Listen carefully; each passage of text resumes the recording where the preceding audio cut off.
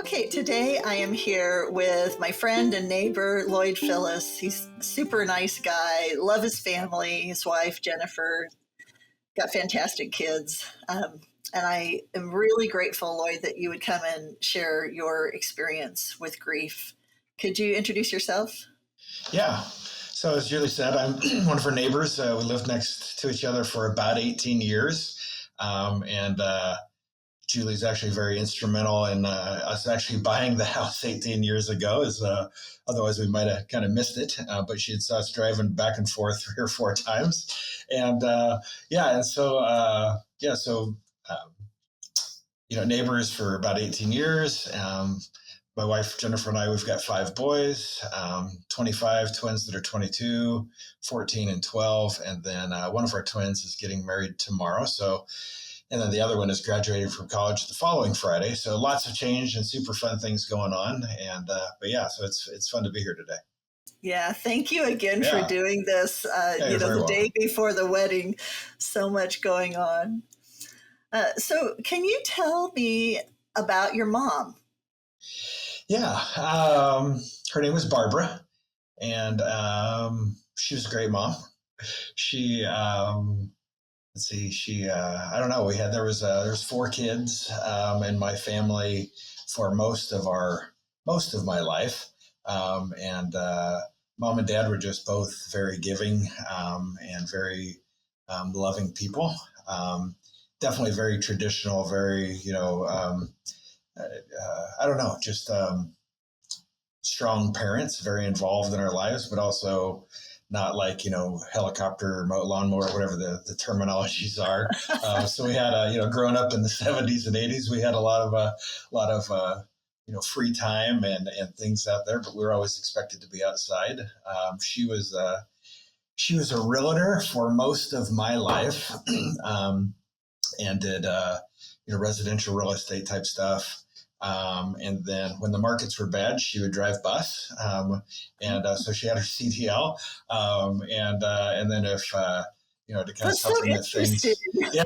Yeah. And then, supplement things in the summer because, school bus driving is only a seasonal thing. Then we would all work in the berry fields around the rural area of Oregon City where we grew up, because she would again pick up kids on the berry bus and take us to the fields to work and then take us home. And so very, just very hardworking and a loving person. That sounds really similar to my childhood, living close to the berry fields. Yeah. Because we were over in Damascus, boring area. So it's fun. We grew up not very far apart from each other, and then ended up becoming neighbors here in Spokane. Yeah, it's crazy.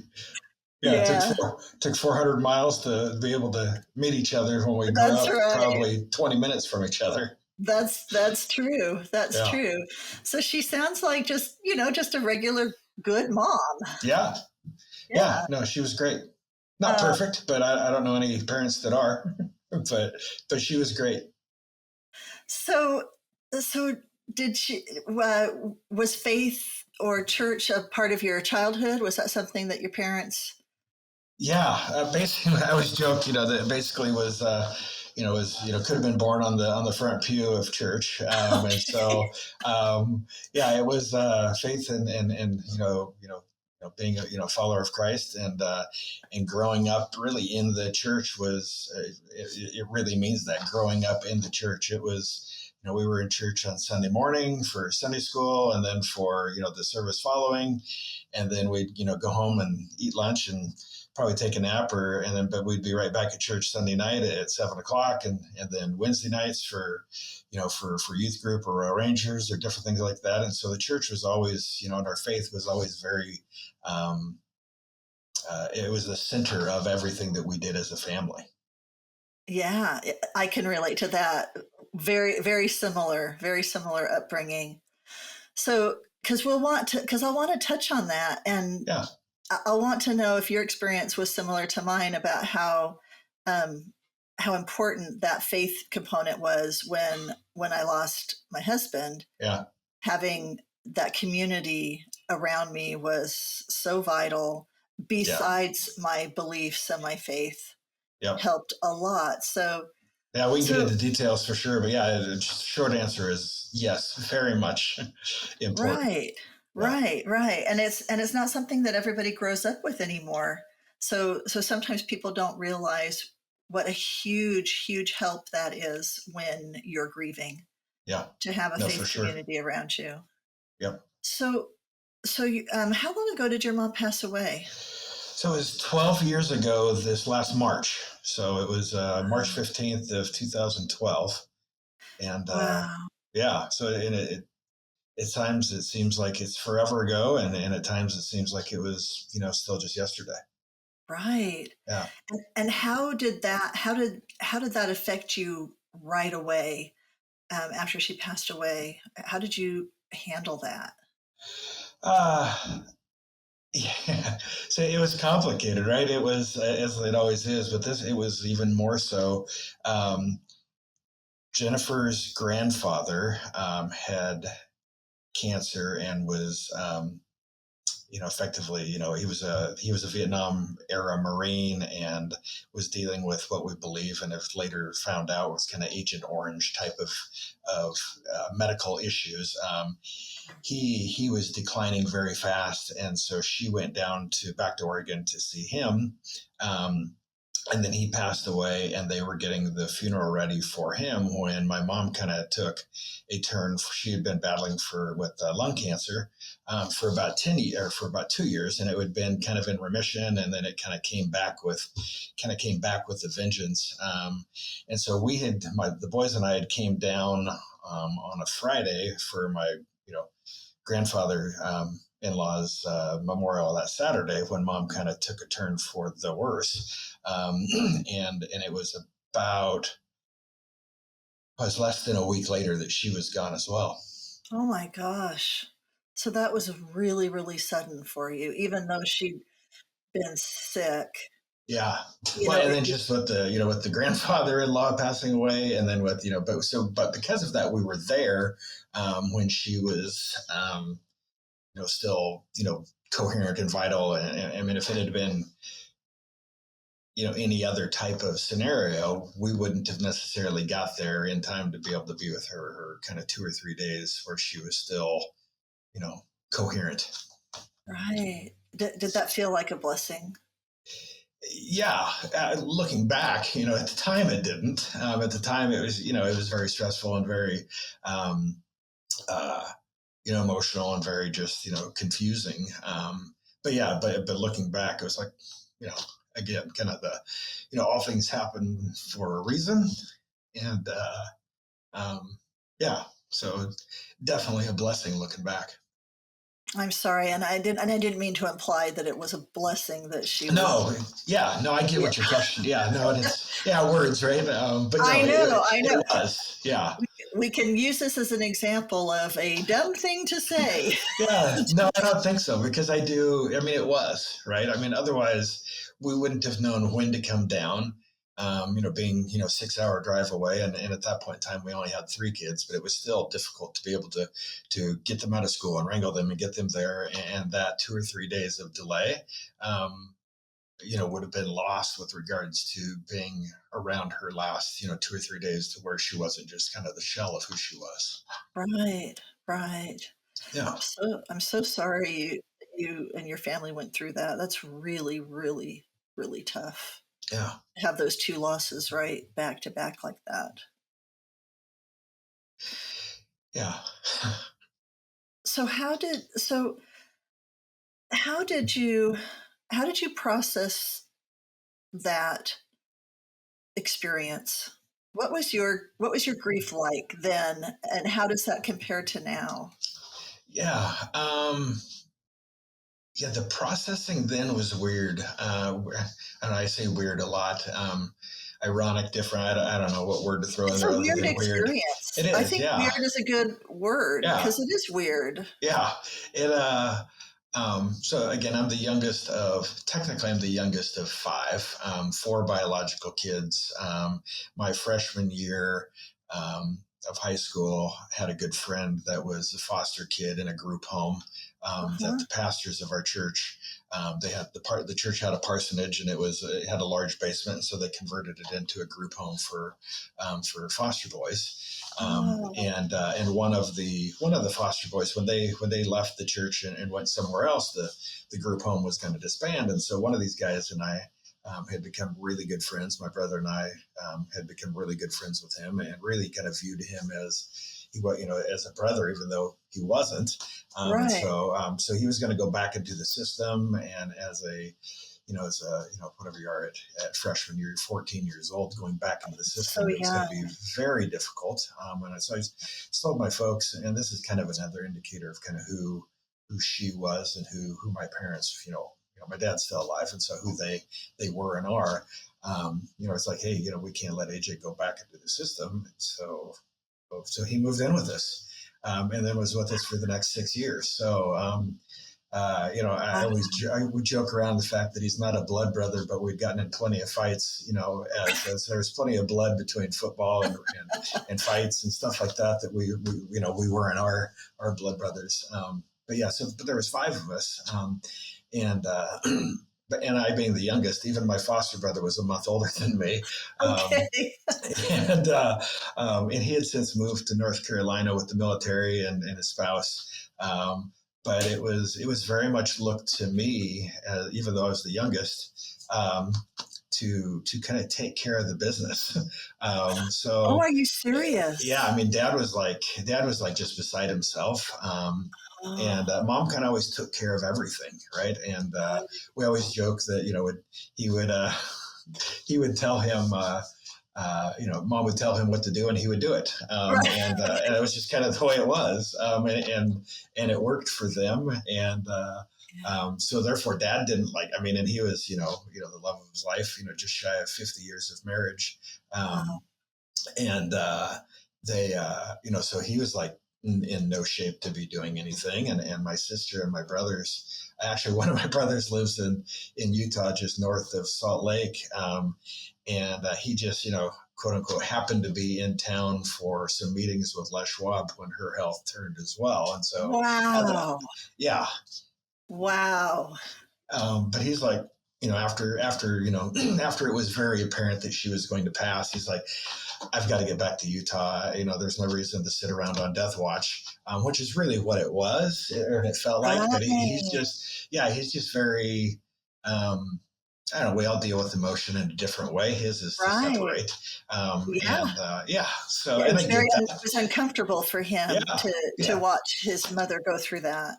Yeah. And Inter so, Yeah. so rather than being a part of it, he pulled away. And it's not as if there weren't times over the last, the weeks and days and months following, immediately following that I didn't as well. But, so Right. yeah, so it's really then just left. It's like, okay, it's kind of left to me to plan and to do the memorial. What are we going to do? And to reach out to, who's going to be the minister and who's going to do all of these details. So, I think that helped. One, I'm very, as an accountant by trade, Okay. details are important to me. And so those types of planning things do come a little bit more natural for me, I guess. And it also helped with that. I think really helped with that grieving process because I had to stay focused on the business of it at that point in time. And sometimes dealing with the details and dealing with the business of it can help take the emotional part. It doesn't take it away, but it lessened it at the moment. It's really true. I think people don't often know just how many check mark, list mark things are involved when somebody passes away. It's crazy. Yeah. I Well, and remember. mom and dad had done nothing to plan for it. There wasn't like a directive. There wasn't this. There wasn't I want to be buried or I want to be cremated or I want. There was no. It was just like it's like, well, what did mom want? And dad's like, we never talked about it. Wow. So So yeah, how okay, so how did you figure all that out? What did you do? well, it was just kind of like, well, again, the accountant in me. It's like, all right, well, Dad, what can we afford, right? And then secondly, what do you want, and can the want and afford match up? And I think this is where kind of the faith part of it, although there's plenty of people. that are people of faith that have differences of opinions on it. But my family's belief is it's like, all right, well, I mean, the body is the shell. And so, cremation was the cheapest, way. And then, do you want an urn? Well, it's like, well, what do I want an urn for? She's not there.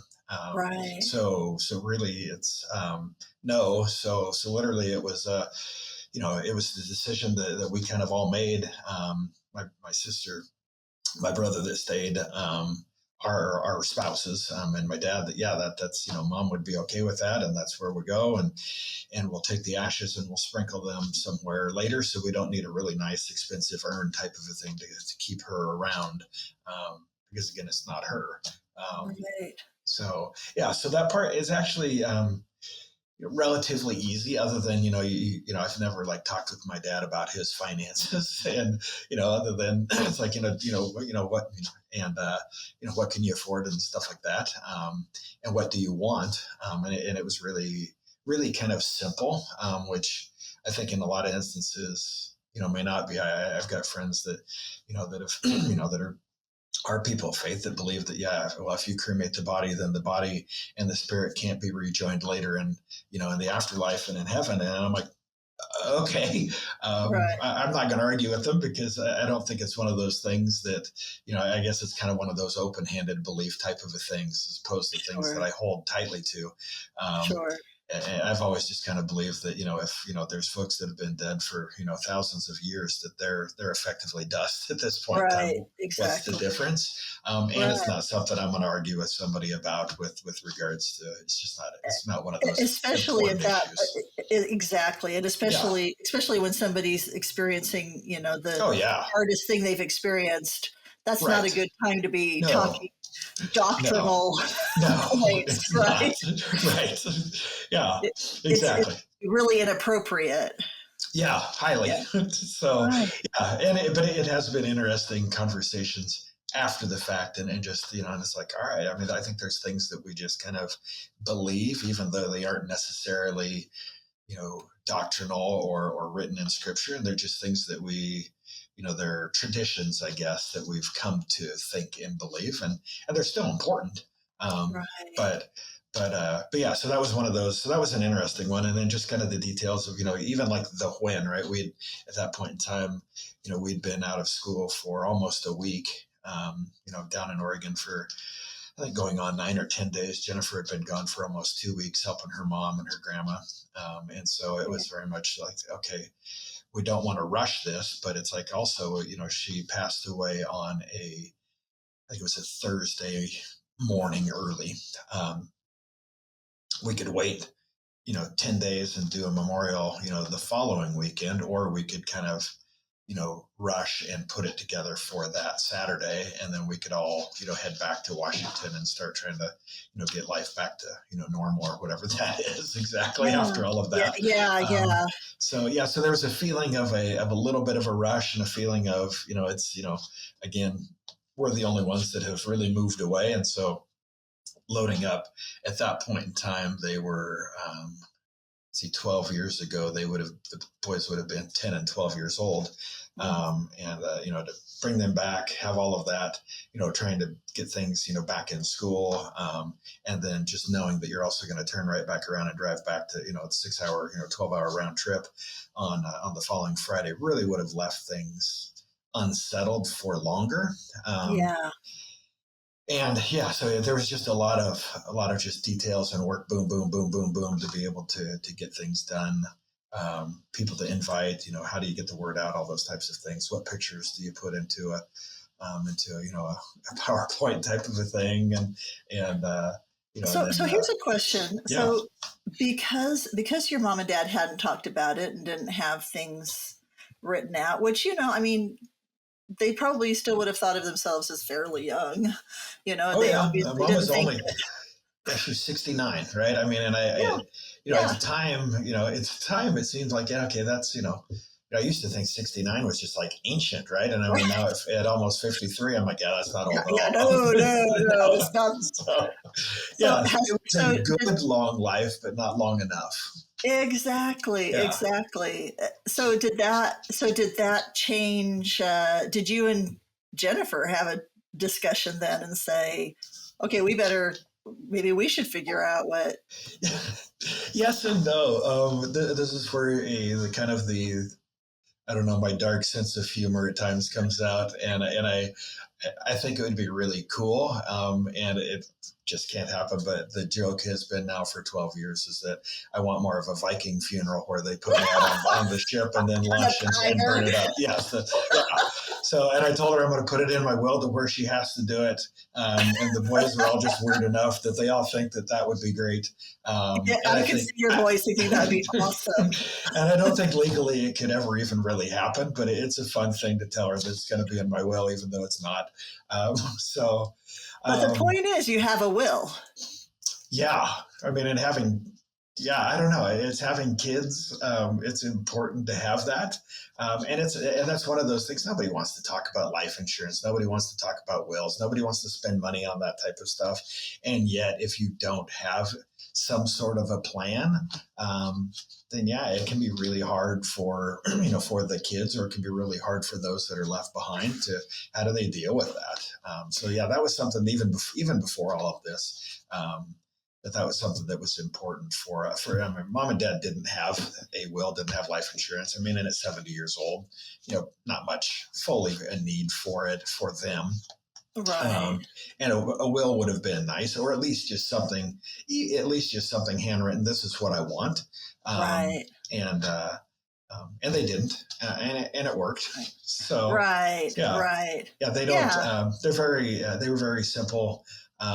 People, not a lot of assets, not a lot of worldly possessions. And so that part made it really easy.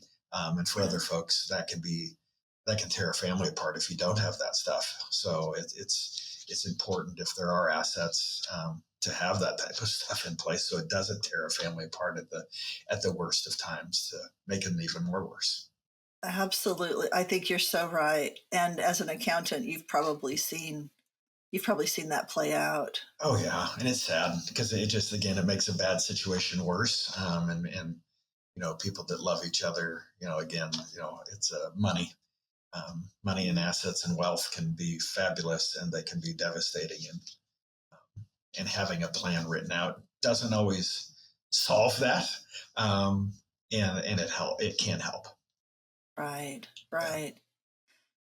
Yeah, that was one. Yeah, one of the gifts that Steve had given our family was that he was very on top of all of that from the very beginning. Yeah. But he'd lost a wife, right? He was widowed before he and I met. So he, he taught me a lot about grief and grieving and what to do, what not to do, what to say, what not to say. But he talked about when his wife had just passed away, and he, said somebody came into the hospital room and said, where should we send her body?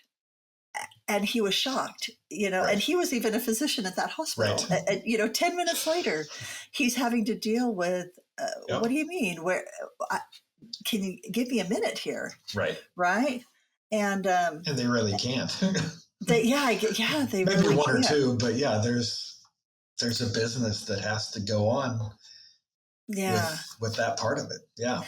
So maybe one of the takeaways that is helpful is to be aware when somebody has just lost someone, that there's a lot of moving parts and a lot of business, and I guess if anything, we can try to reach out in some practical ways, just to kind of take a little load off someone.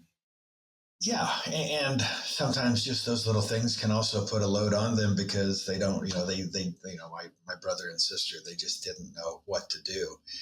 As if I did, I'd never been through it before, but it's just like that practical side of like, okay, these are just things that have to get done, and what do they need to do? And again, nobody wanted to talk about it, but yet we all knew that we had to. And so that was where I don't know, had to be the bad guy. I was like, okay, we've got to talk about this. Otherwise, it'd be 12 years. We still wouldn't have made decisions on what to do with mom. Right. So clearly that wouldn't have happened. But that was kind of the emotion at the time. And again, that's where, everybody deals with loss in a different way. And I think that I didn't fully appreciate that before that. So I've never had, I dealt with loss, I'd lost, grandparents and things like that. But never somebody, that close to where I would be, in the position to have to make decisions. Right. So, Right. yeah. So, then, so you take care of all this business, you have the funeral for your mom, and then what happens next? You come home. Do you remember, like, when you felt like, oh, I want to call and talk to my mom about this, but I can't? Do you remember any of those kind of experiences? No, not like where there were times that I don't know when we finally like got rid of her phone and her phone mail message. There would be times, where you just called to hear her voice.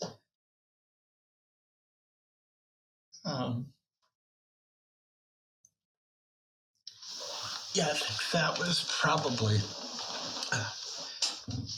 pretty helpful for a lot of us. And then I think it was kind of the abruptness and the practical. It made total sense that gave her phone to a nephew, and then that voicemail kind of went away. Which it probably stuck around longer than it needed to, anyways. And it wasn't left. There was kind of that was kind of abrupt, and nobody asked, and it's like, and why should they have? Again, Well, it's kind of these weird expectations of, I mean, I could also see you turn the phone off the next day, because why keep paying for something that's clearly not being used? right. And then even when he did start using it, I think he'd kept that voicemail, but that's a little bit weird I don't know, he would have been like 16 at the time, probably. It's like, why would a kid leave his deceased grandmother's voicemail on his phone? And it was just kind of like one of these things where it was like, I was like, that made sense. And it was just kind of like, oh, just kind of one of these,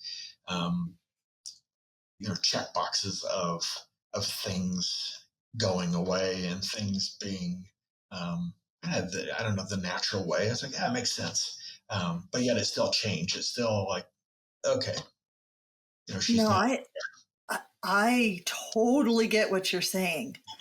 And actually, I think it's really good you brought that up. I mean, that very particular thing of somebody's voice on their phone. I mean, Steve had the same phone number for 20 years, right? Right. I couldn't even fathom someone else having that phone number. I didn't cut off his phone until for like 2 years. Yeah.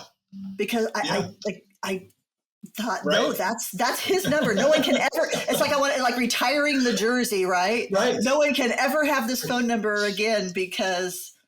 Right. Right. And so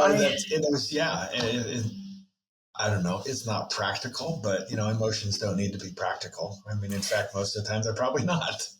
Right. And but that's a place where people can show a lot of sensitivity, because you can see where someone very practically minded might think, I don't understand. What's the big deal? We're paying, right. Yep. We're paying this much a month for you to right. hold on to something, and she's not here. And right. yet, that is least in a area where you have no control over the fact that they are gone. Maybe that's one little piece of control that you just want to hold on to for a while. Yeah, well, then like the Facebook page, right? I mean, who controls the Facebook page, and when do you take the Facebook page down, and when all these types of these things that we never had to think about, 50 years ago, that are just like, all right, well, and who, who controls all of that, and when do you shut that down, and then where do those, how do you get all of those memories off of there to be able to keep them? And I find that, I don't have a lot. I post a lot. In fact, I'm told I post too much at times, but, and I post a lot of pictures. And all of those pictures, I don't keep them anywhere else other than really on my phone, which is easily lost. and or on Facebook or social media type stuff. And so it's like, all right, but how do you harvest all of that type of stuff so you can, if somebody wants to keep it?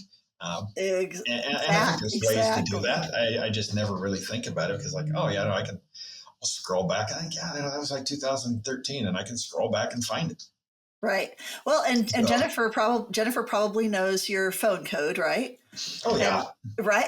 And that's another thing. Steve had just gotten a new phone like a month before, and it had a 5-digit code instead of the 4-digit code he used for everything. Right. And all of a sudden, it was a 6. It was, I tried every combination I could possibly think of what would be his new code. And so, I couldn't break into his phone, and that was, so it's interesting because, like, here, I'll show you, I have this, I won't describe it too well so that somebody doesn't break into my house and find all of my, that's good. But Steve had everything really well organized in his own head. In his own head. There was a Steve filing system that I did not have access to. And it's not like it was secret or anything. It's just, he knew where it was. I don't know how. Yeah. There was no rhyme or reason to it. And so one of the things that I had to do early on was I had to just gather everything in one place so I could, know. And so now my kids know where it is.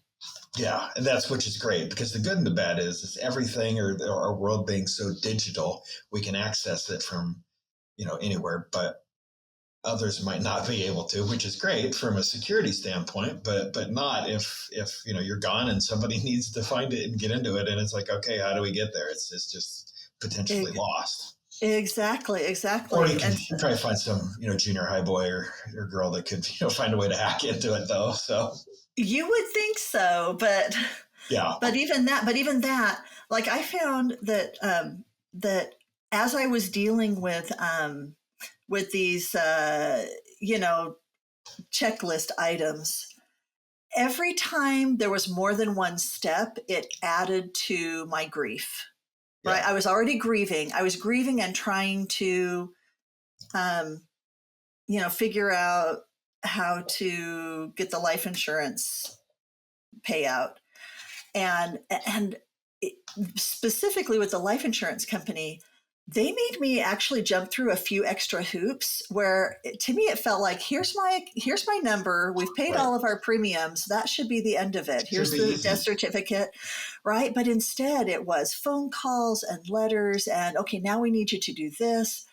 And I remember telling one of them, I said, every time you give me an extra task to do, it actually adds to my grief. And that just seems really unnecessary. You get the bureaucrats in anything, right? But and I'm the pencil pushing bureaucrat, type of a person at times, and yet, sometimes it's just like, there's a script and there's boxes they have to check, and then other times it's like, why? I don't know. I don't always get it. Well, and especially when somebody's grieving, that's the point. You can appreciate that there's a process, but when somebody's grieving, if you can at all simplify it for them, if there's any steps you can take out so they can simply go from A to B, it makes a huge difference. Yeah. At least in my experience, for sure. It did. No, I think that's fair. It's simple. Sometimes simple can't be, but in high traumatic or emotional types of situations like that, finding ways, and you would think the life insurance companies would be better with that, but clearly not. Yeah, clearly not. I don't think they love paying out. No, that's a whole separate topic. That's right. I agree. I don't think. Yeah. But having life insurance was a blessing. I was grateful for that. So shifting gears, let's talk a little bit, because what I've always appreciated about your family is your incredibly strong faith in Christ. And I'd like to hear a little bit about how did that help you in your grief? Yeah, no, I think that was That was powerful. There's I was going to look it up because I was thinking about this, and I don't remember where it's found, but there's a verse that as believers we don't mourn as those who don't have hope. Yes. And it doesn't mean we don't mourn. You're right. It doesn't mean that we don't grieve. It doesn't mean that, and some people will be like, well, yeah, as believers, we don't. I'm like, no, that's not what the verse says, right? The verse is very clear. It's we don't mourn in the same way because we do know. But we still mourn. Yeah, you're right. We do know we'll be with them again someday in the future. But they're not there now. So again, yeah, just having that blessed hope, that eternal hope that we will, be reunited, is very powerful. It's very helpful, and those were the things that we would encourage each other with when things would get tough, and then there's times where you just mourn, you just grieve, and it's okay. And again, for everybody, for all at that time, again, it was before the little boys were around. I don't think we adopted them until 2016, and so so it was just the five of us at the time, and all five of us kind of grieved and mourned in a different way. That's interesting. Yeah. So, but I think the faith part of it is critical. And I struggle with folks. I don't always fully know what to say to when I know somebody has passed that wasn't a believer. And trying to, what are the words? How do I say, how do I support my, my friends in that regard, and not say the wrong thing, that would add to their grief and add to their pain. And so, but for us, that is and was still, central to being able to, move. And I was going to say move past, and I don't know if it's move past. Folks are like, oh, it's been 12 years. I'm like, well, yeah, and yet there's still things that that still trigger it, right? I mean, I knew. Jennifer always teases me, the older I get, the more sappy I get, or more tearful I get, or whatever it is. So I knew at some point in time today I would cry. I just didn't know when that would be and how it would be, because they're still, they're not as raw of emotions 12 years later, but they're still real and they're still deep. Right. And I would have never thought that, right? I mean, it's like, yeah, okay. I mean, I don't feel, I when I talk about my great grandfather who lived with us for 5 years, or my grandfather who lived with us, the last 2 years of his life, or my grandmother, there's not that sense and feeling of outward display of emotion. Yeah, I loved them; they were great people, but it's just different. Well, yeah. I mean, your mother, you literally knew your entire life. Right. Your first moments were with her, and her last moments were with you. Yeah. Which is pretty profound. And it's 1 Thessalonians 4. Thank you. Yes.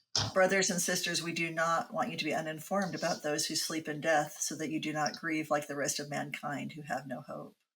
For we believe that Jesus died and rose again. And so we believe that God will bring with Jesus those who have fallen asleep in him. We do. Believing that the resurrection is real gives a tremendous amount of hope. Yes. Yeah. A tremendous. There's still tears. They're still upset. They're still whatever, and yet, because separation is painful, and I don't know how we learn compassion or empathy for others who suffer without having our own suffering. Yeah, I think some people can be born with a more innate, merciful, caring, whatever the right words are, attitude, and yet, unless they experience things, they'll never fully be able to help somebody else. And yet then there's, again, there's folks that they're just God just made them that way to where they're more inclined to be open and helpful. And then there's folks like me that, we do taxes. And yet he's, equipped me with various experiences be able to do so much more than taxes. But yet, again, I think when you experience loss, when you experience different things, it helps be able to understand that. Yeah. And, and it's interesting because the same way that your brain works to be able to keep track of details, to do accounting, that was how you were able to show up for your family when your mom passed away. I mean, that skill, it's neat that it has a component that lessened the grief of your family, because otherwise it would have been even more difficult for them, right? I think so. Yeah. No, I think that's, and then there's the practical folks that are detail oriented have to be careful that we don't just check boxes and make that grief worse in a different way, right? Because they're like, okay, we have to get this done, and we do, and yet there can still be a less robotic way of going about it. And I'd like to think that I'm not the robotic CPA, but yet still there's times in my personality I am. So. But I think, and this is where the faith component and the background and the weeks of Sunday school, and because you're so much more than a CPA, because you are also a disciple of Christ. Right. Yeah. And I think that's probably where you take somebody who is good at details and taking care of things that need to be done. But if that is enveloped with this desire to be a follower of Christ, then of course, as you are doing those things, you're going to be doing it with more sensitivity and patience. Yeah, I hope so. And I think it's the weeks of Sunday school. It's more like the decades of Sunday school. Right? That's true. I mean, because there really was no option of whether you went to Sunday school and church or not. It was just you just did. That's what you did. And I think that was a great discipline that was given to me by my parents, and that I try to model that and have those same expectations of my children for our family. And yet, I mean, it does it equips you in a different capacity and manner, because nobody is just one thing, right? Nobody's just a CPA or just this, that, or the other, but it's those, I mean, as a follower of Christ, and it means that I have to love others, as much or more than I love myself. And so then how does that manifest itself in my accounting practice? How does that manifest itself in my, other, things that I like to do, with triathlon or with Royal Rangers group, with the boys at church and things like that? I mean, it manifests itself because of the fact that, he loved us first. And so therefore we must love others. And how do we display that? Right. And that was a gift your parents gave to you. Yeah. Right. Which when you're growing up doesn't always feel like a gift.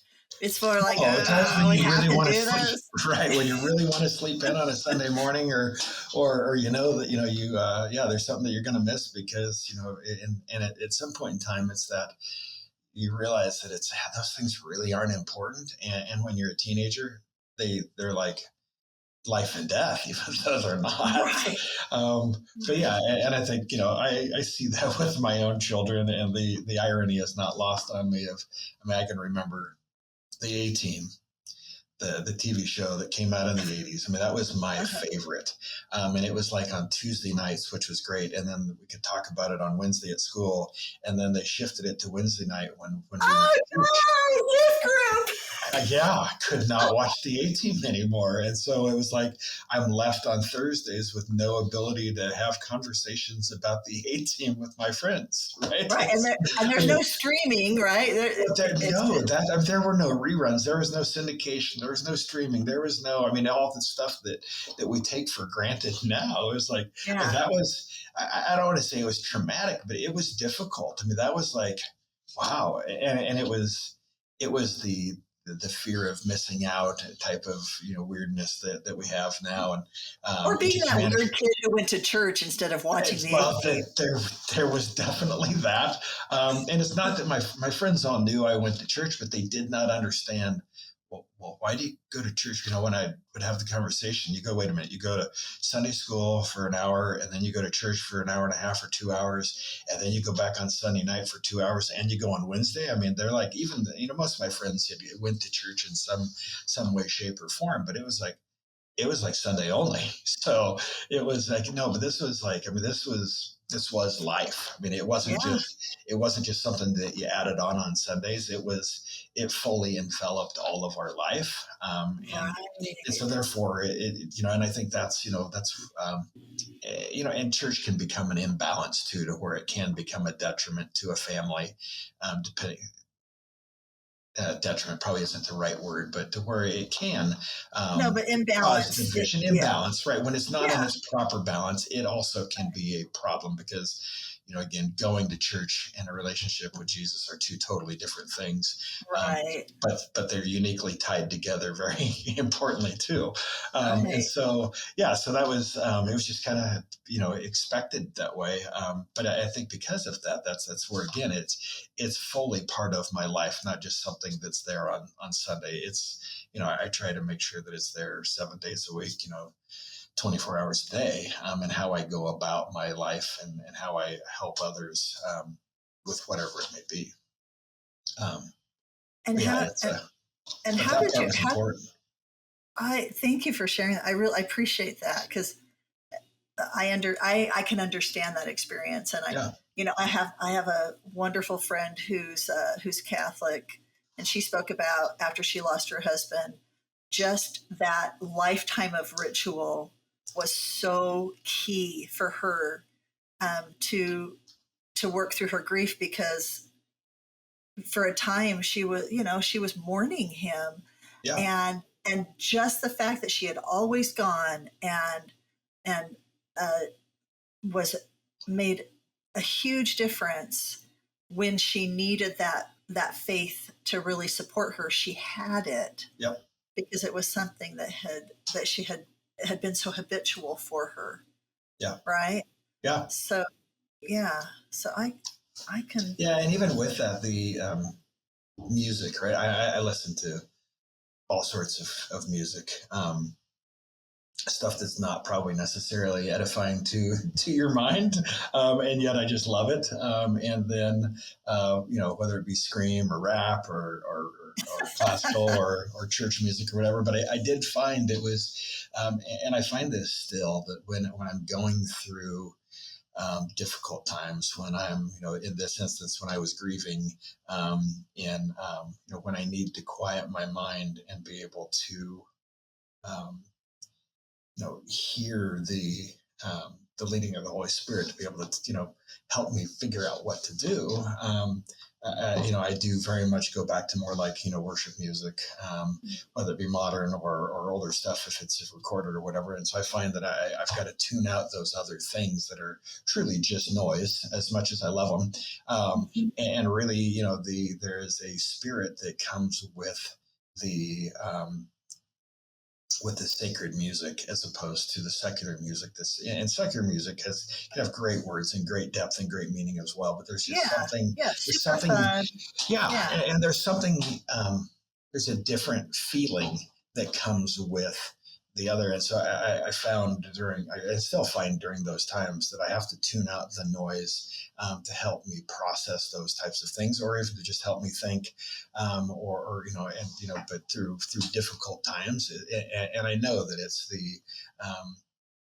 again, it's the leading of the Spirit in those things that, and in that music that helps me. And it is the words, because a lot of the words are right out of Scripture, whether word for word or in concept. And that too, I found during the months following that. Loss of my mom, that was where I tended to listen to, and a lot less to the scream and rock and rap type of stuff that I like. Yeah. But it's powerful, and that's and I try to tell my boys, it's like it's same kind of thing when you're struggling or when you need to hear from God and hear what direction He would have for us, whatever it may be, but especially when times of loss, to be able to quiet that noise, and focus on truly what's important, which is the eternal part of us. I'm so glad you brought that up. That is a really good point. Yeah, that I'm also drawn to more sacred music when uh, when my mind is confused or when Yeah, I'm grieving. That's a I'm glad you brought that up. Are I there think any are there any artists or songs or that are go-tos for you? no, not necessarily. It's pretty broad. I mean, but during the just remembered, as the night. Mom passed away, I don't know, 2 or 3 o'clock in the morning. And so that night before, um, she wasn't much of a singer, at all. She would always joke that, when she would sing, that we would cover her ears and tell her, "Mommy, please stop." And I don't know if we ever really did, but we could have. She couldn't carry a tune in a bucket type of a thing. Um, Okay. but she still sang, she still worshipped, Right. she made a joyful noise to the Lord, even if it wasn't to anybody else. Right. The Lord could auto tune it, right? Yeah, nobody could. No, I don't think anybody. No, I don't think anybody could auto tune that. Um, and but my sister and I can't remember who else. Maybe my aunt. We just sang hymns. Mm, that sounds like a sacred memory. Yeah, no, very much so. And so I think um,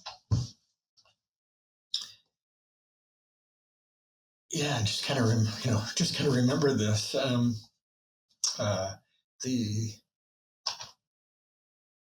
uh, the hymn, "It Is Well With My Soul," um, Love was that. very much that night and the months to follow.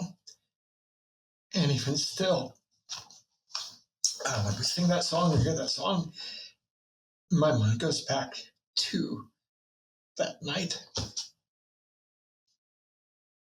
Um, yeah, it's precious. It's helpful. It's all those things that are um, they're important. Um, It's a beautiful hymn, and yeah, that hymn was born out of tremendous grief. The author of that yeah, hymn had lost his wife and children, right. right? Yeah, yeah. Lost. I think they were on the Titanic. Yes, Lost them all. so much loss. And um, I think the important part of that is, um, it wasn't okay with me, Right. uh, but very much felt that peace, uh, that it was okay with my soul, even though it wasn't okay with my mind or with anything else that would make sense. Um, and um, yeah, it was just, I don't know, it's still, remembering that is, it's just kind of a powerful thing, um, because in in and of myself, it wasn't okay with me as a normal human, but knowing, again, back to that blessed hope that we have, um, knowing that it can be okay with my soul, even though it's not okay with my mind and the rest of me. And so just that sense of peace that comes out of that. Thank you so much for sharing that. I can feel that. Thank you. Thank you for sharing that. It's precious, beautiful memory. Well, the last question I always ask Yeah. is what do you think it means to grieve well? Um, yeah, that's a tough one. I saw that on the pre-questions. It's like, what does that really mean? I think I think for everybody that's different. And I think I think there's lots of ways to grieve well, and I think there's probably lots of ways that bottling it up and never talking about it. That's how I kind of used to view death. I never wanted to go to funerals. I never wanted to do this, that, or the other. And until losing my mom, I could probably say, I had to go to my great grandfathers, my grandfathers, my grandmothers, my paternal grandparents. I was too young. I was alive, but I was too young to remember. And other than that, I just kind of avoided them. And so I think that's an unhealthy way of avoidance. Isn't a good thing, bottling up and cramming it down inside. Kind of being that stereotypical, rough, tough American man, where you just don't deal with emotions. I think that's a bad way of going about doing it. And yet the personal part of it, right? Uh, I think I avoided this conversation with you on here for a period of time because I knew that there would be some outward emotional response, and I really don't like to have outward emotional response in front of other people. So my way of doing it largely was I got on my bicycle, right? And I rode a lot.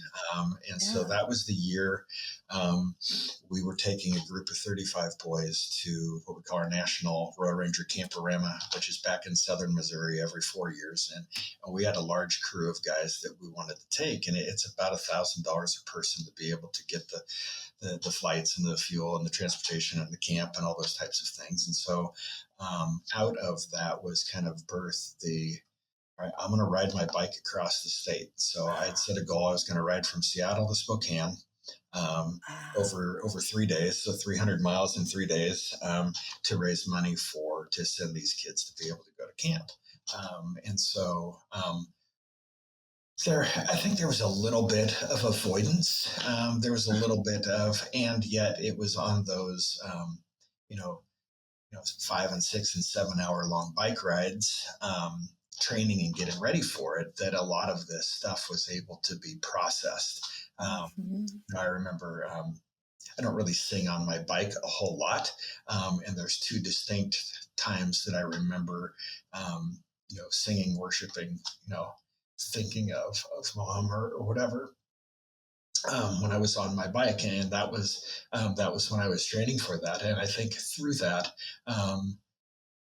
uh, just that processing that could be done in private, that also needed to be done, and yet there was a processing to help the boys and to help Jennifer. I mean, she had known my mom for we started dating in '88, and so this was 2012. It had been a long time, so it wasn't just a mother-in-law. I mean, she lived been a long time for all of us, and some folks don't have a good relationship with their in-laws. I do, and she does. And so that made that sense of loss even more. And then, your spouse is, grieving something. So there's just all sorts of levels of complexity of emotion there. But I do distinctly remember that, and just that giving everything type of mentality. I mean, we joke around that my folks, the reason that they didn't, have much money is because they just gave it. They just gave. They'd literally give their shirt off their back. They were, no different than bringing, my brother AJ into the family. As they didn't think for tomorrow as much as they probably should have, and yet. But they thought of the most important things. Yeah, they were disciples of Christ. They weren't harmed by any of that, right? And they were in fact helped so many different people. And so I think that's that.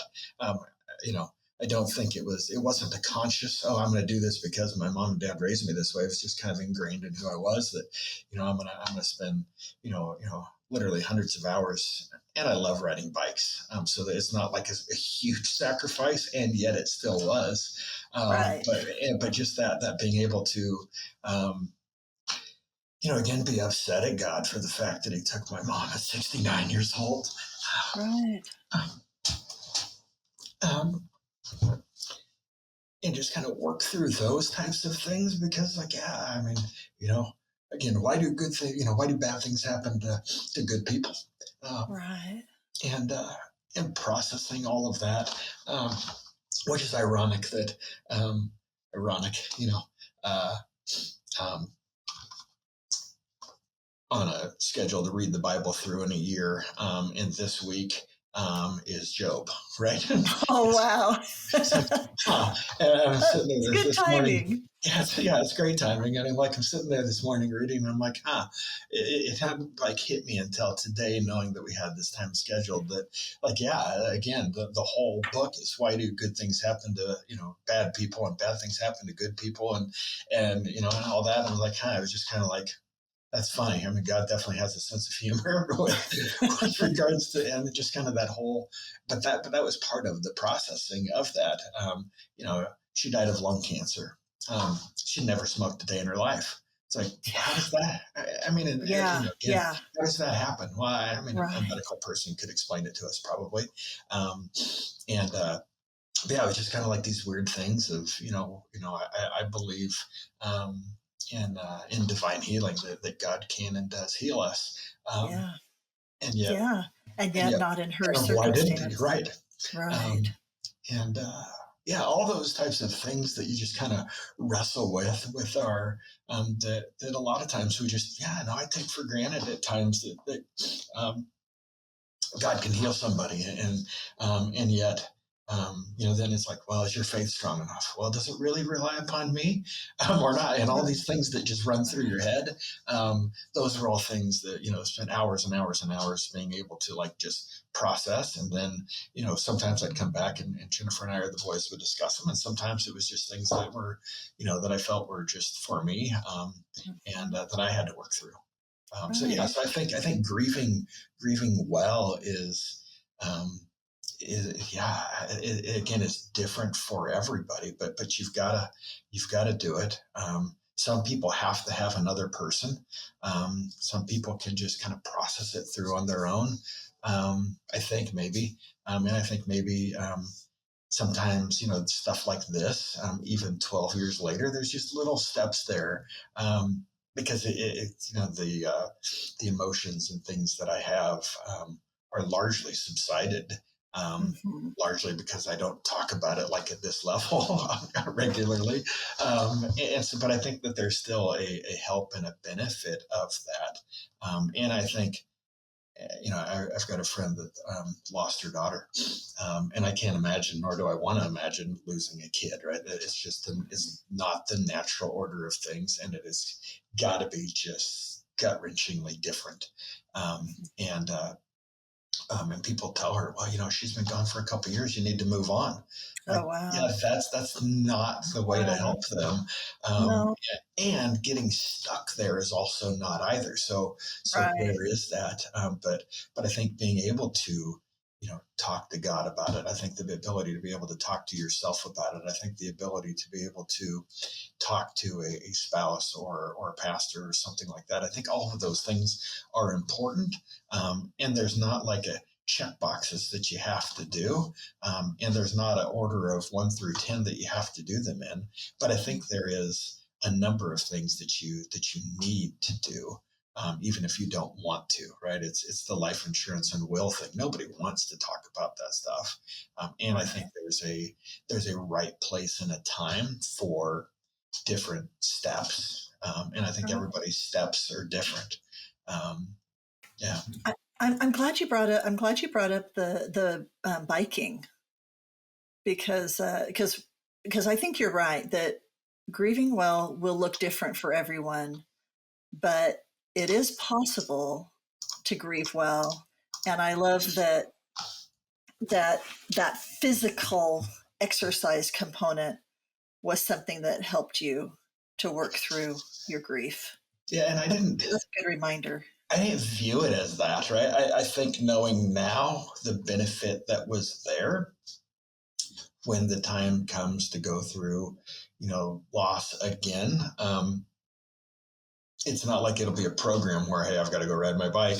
But yet at the same point in time, just knowing that it does help. And it's not just, it wasn't just the act of exercise. It was, I mean, I could have just gone and rode my bike and shut my mind off and not done anything. I think it was really the physical exercise does have a benefit.